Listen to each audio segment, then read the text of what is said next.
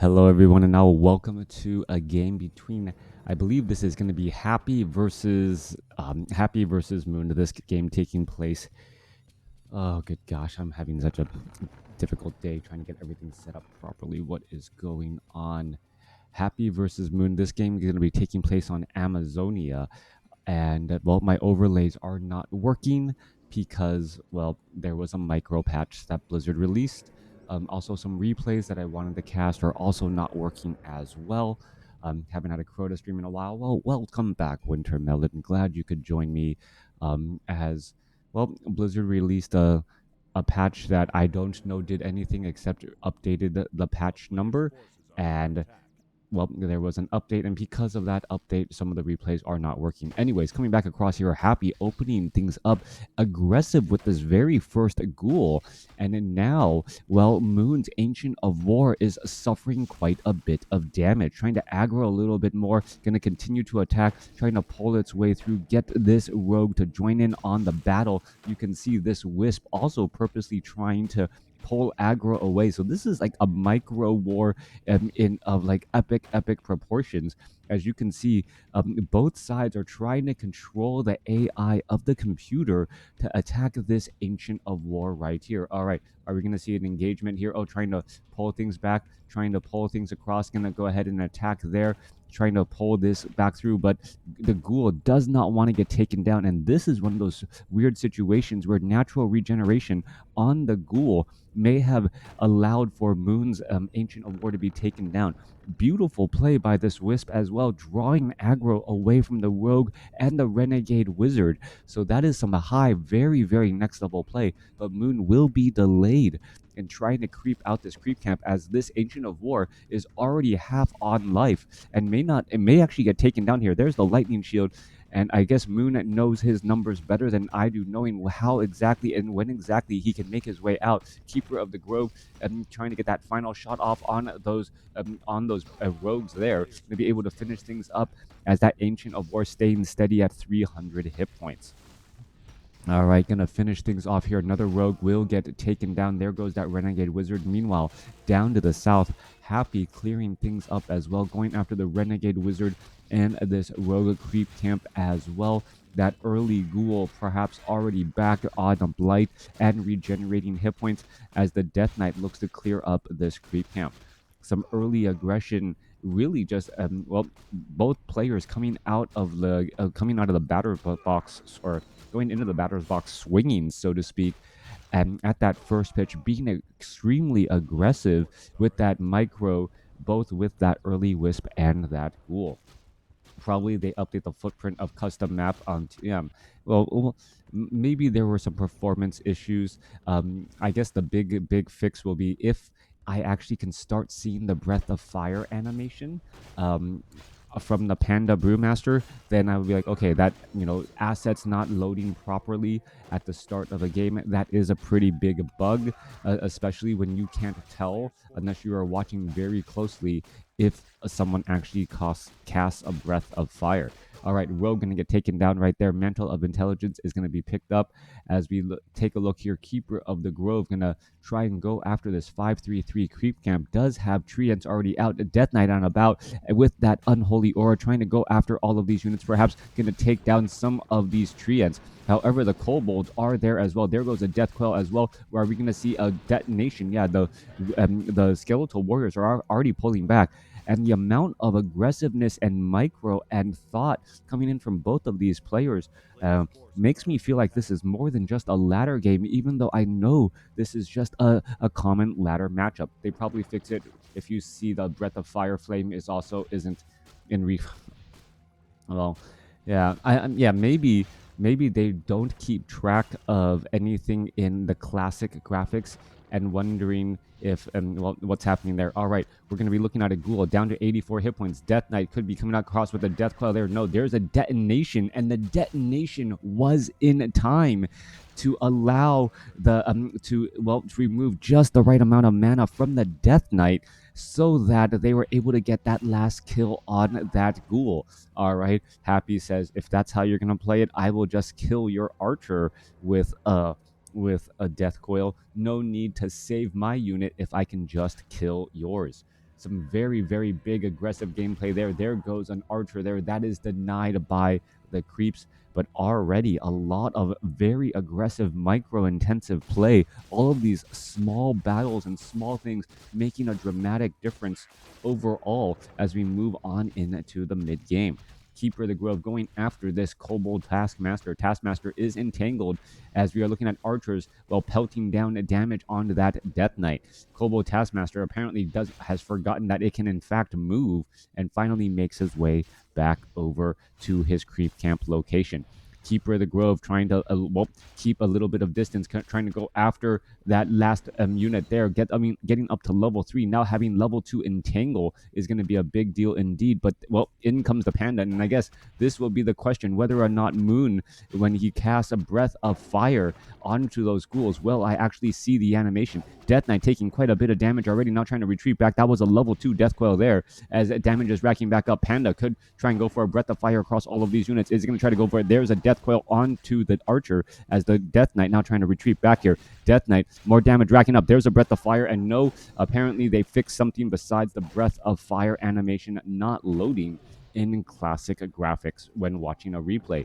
Wisp gonna get taken down there. Panda could go for another breath of fire here, gonna finish off this ghoul with no real difficulty, and down it goes. Death Knight sitting at level 3, retreating and returning all the way back home. Tech to tier 3 now started. Altar of Darkness training up the Lich. We are getting up a slaughterhouse. Death Knight needs to sell some items. Sold an item and now trying to find a way to regenerate some hit points as he is currently low on hit points there. And we actually see him sell his Scroll of Town Portal for, well, a potion of healing. All right. So if you're wondering what that was about, it seems like, well, if he buys another Scroll of Town Portal later, isn't it better to just hold on to it? This is a matter of timing. The Death Knight knows that he wants to venture out right now. If he just sits inside his base, he is being passive. He is not being able to go out, get gold while creeping, getting a bit of more experience. And that is what a real-time strategy game is all about. And resources is just a product of time as well. Keeper of the Grove comes across. There's an entangle followed by a breath of fire, even though you couldn't see it. Frost Nova coming across from the Lich on the south side there as reinforcements are coming back across here. Keeper of the Grove wanting to get some damage onto that Death Knight. Are we going to see an entangle? No entangle. Instead of Frost Nova onto the Keeper of the Grove. And now we are a bit off to the races. Are we going to see an entangle go down onto that Death Knight there? Lich is now out of mana as a little bit of damage not getting racked up onto that Lich there. Keeper of the Grove down to 62 hit points, down to 40 hit points. Are we going to see a Death Coil? No Death Coil animation. No Death Coil animation. Death Coil animation. Scroll of Town Portal. So much beautiful micro and timing. And these were all probably styles of games we could not have seen without the help of W3 champions. Being able to see high, low ping, high micro play on the ladder. There, did Happy bait the TP? No, Happy did not bait the TP. Happy spent the mana to get the Death Coil off to force Moon to use the TP. There were a couple of times when Happy had tried to use, had started the animation for Death Coil and stopped. And, well, Moon did not take that bait. That was an amazing, amazing exchange going back and forth. Tree of Life now going to start perhaps entangling that gold mine off to the north there. Meanwhile, well, Sasquatch going to get cleaned up. Ghouls making their way off to the north here, trying to clean things up. All right, so for all you guys out there who want to watch, and if you guys came to the channel from W3 Champions, thanks for watching. Yeah, thanks for watching. If you clicked on the replay, tried to watch a replay and was unable to due to the patch versions, know that you can always click that little YouTube link in the games that I cast and watch the games that way. I'm still trying to cast some more of the highly recommended games coming out from WarCraft 3 info. coming back through. Panda going to be in a little bit of trouble. Panda now by himself, no Staff of Preservation. Panda is Drunken Haze, Breath of Fire, trying to break his way free, and no Staff of Preservation is really going to cause a bit of problem. Panda now all the way backed up into a corner, nowhere to go. One last dying Breath of Fire. No, he is not. And now we're seeing Web onto those Hippogriff Riders. Happy absolutely controlling the pace of this game now, as the damage is racking up all over the place here. Entangle onto a Crypt Fiend, Mana Flare onto those Obsidian statues. The Obsidian statues need to, well, perhaps go into different directions, as we're looking at the Fairy Dragons now pushing their way through as well. Damage still racking up, as without that Panda, those ghouls are still, finally getting taken down after all this time. Fairy Dragons doing a great job causing mana or damage problems onto those Obsidian statues, as that Mana Flare, well, with their additional armor, able to soak up so much damage while dishing it out to all of the casters. All right, Moon has set up an expansion off to the north. Meanwhile, we are still going into Ancient of Wind and Fairy Dragons. We did go for a couple of Hippogriff Riders. A delay on the resurrection on that Panda, as the level 4 or level 3 Death Knight, level 2 Lich now making their way out, join alongside them a level 1 Naga Sea Witch. All right, pressure and damage onto the Ancient of War here. There is also a Tree of Life off to the north. What are we looking for? I think the Keeper of the Grove was trying to find a way to perhaps catch some units in a transit making their way over.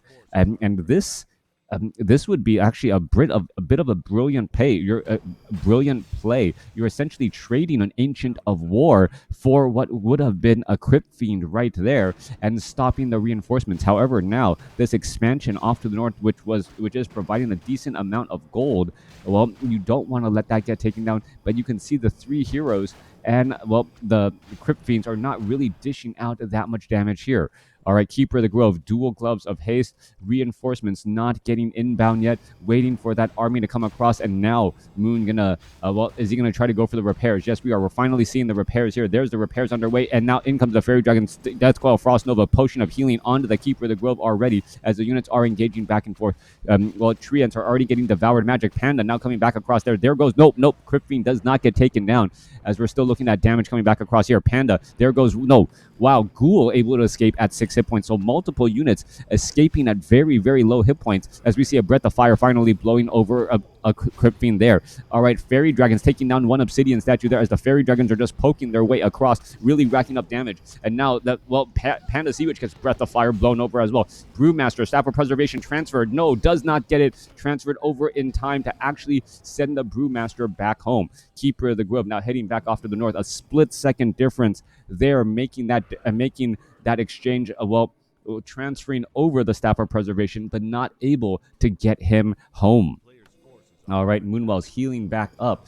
We're looking at the Fairy Dragon quickly going into, that Mana Flare mode for that additional armor, only +8, as the Orb of Corruption, removed a large chunk of it as well. Meanwhile, though, inside the base of the Undead, Fairy Dragons poking a cart across a Moon, and this is just a beautiful, beautiful engagement by Moon here, and just the level of high-level decision-making was absolutely key. Recognizing, hey, Happy is is attacking my expansion off to the north, but I have an Ancient of War there. That Ancient of War, with its armor, can soak up and buy me a decent amount of time. I'm going to cut off the reinforcements so that that army doesn't grow any larger.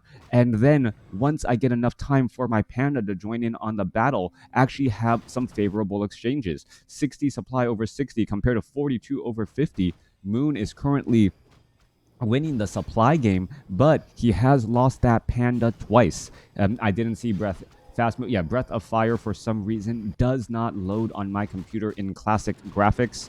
I'm still waiting for that problem to be fixed on my computer, or perhaps all the assets are not loading properly. This has been a common problem. I don't know if any of the other casters actually experience this. Let me know in the comments below if you've seen any of the Back to Warcraft guys, or Todd, or Grubby when he is playing Warcraft 3. If the Breath of Fire animation sometimes doesn't show in classic graphics. Fast-moving Tree of Life with mass air. Happy sort of tilting against it. Yeah. All right. trying to kill destroy those items to make sure that they are not left behind. Keeper of the Grove was maxed out on items here. Panda now in position, ready to move once more. Mine does it too. You don't see it. All right. So, you know what? Maybe after all the footprints are correct, we will see them actually fixing the animation for Breath of Fire. Keeper of the Grove now getting up to level 5. Tome of Agility dropped. We're looking at the Destroyer trying to go back and forth here, but there are a decent number of fairy dragons which will tear apart that Destroyer. Back off to the north here, Moon's expansion is giving the economic game here, and Moon is, well, Moon, it looks like he should be able to pick apart that Destroyer here once more. This high armor building able to absorb so much damage and will only engage when you engage against the army when you need to. There's a Drunken Haze. I believe we saw a Breath of Fire damage over time. Mana Flare now on those fairy dragons, causing problems as the Lich and the Death Knight don't want to be too close to those Mana Flares or those fairy dragons while they're in Mana Flare mode. During the fight here, Brewmaster down to 381 hit points, uses drops the Belt of Giant Strength, uses a Potion of Healing, and then uses it there. Keeper of the Grove still has a Staff of Preservation, trying to finish off some of those Crypt Fiends. Crypt Fiends are getting taken down. Panda could be in a little bit of trouble. There goes another Obsidian statue. Staff of Preservation saves the Panda this time around, and the fairy dragons are just absolutely tearing things apart. Moon coming away with the victory here, winning in all the categories. A beautiful game showcasing micro, showcasing just excellent gameplay, nothing fancy, but still that was a beautiful game. Let me know if you guys liked this game in the comments below, what you guys like to see in games. But I felt that the decision making of Moon, the micro, the tasking, the split second differences, the baiting, the fakes, all of those making for a great Warcraft 3 game. Thanks for watching. Thanks for listening. Hope you guys enjoyed it.